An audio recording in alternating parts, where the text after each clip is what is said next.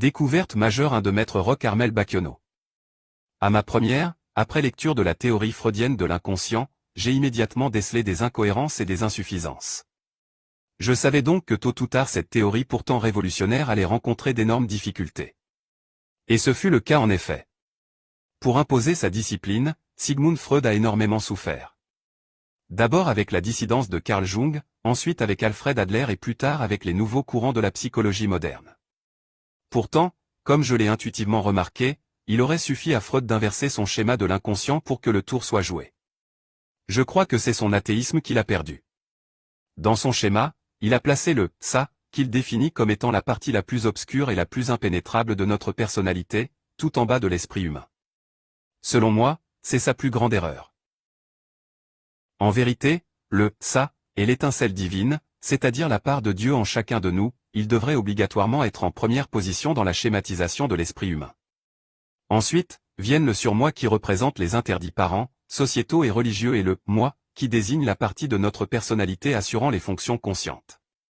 Selon Freud, le surmoi est cette voix en nous qui dit « il ne faut pas », une sorte de loi morale qui agit sur nous sans comprendre son origine. Et c'est bien vrai.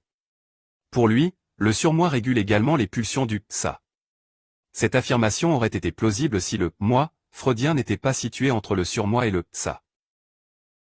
Il était donc obligé d'inclure le concept de la censure, les rêves, la libre association etc. pour tenter de rationaliser, mais c'était peine perdue. En vérité, je vous le dis, Dieu contrôle nos fonctions psychiques, donc il est tout en haut de notre fonctionnement psychique. Entre Dieu le Père et nous, il y a effectivement les éducations parentales, sociétales et religieuses qui sont là pour nous enseigner et nous guider. Seulement voilà, si ces éducations sont mal faites ou dévoyées, au lieu d'être un miroir, elles deviennent au contraire une véritable mur entre les intuitions, les prémonitions, les précognitions, les dons etc. que nous transmettons notre Créateur, et nous. À ce moment si vous voulez vous en sortir, être très performant et jouir d'une intelligence profonde, d'une liberté absolue et d'une réussite divine, vous êtes obligé de percer voire même briser ce mur afin de profiter directement de tous les délices envoyés par Dieu lui-même. Freud n'aurait pas été un athée qu'il aurait certainement eu cette luminosité géniale et indéboulonnable. Heureusement, s'écrabien et secrabienne, Dieu m'a permis de le découvrir. Cette terrible et géniale découverte tonnera dans le monde entier pour l'éternité.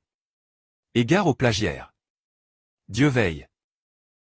Abonnez-vous sur la chaîne YouTube Cécrabe TV et suivez Maître Roch Armel Baquionneau.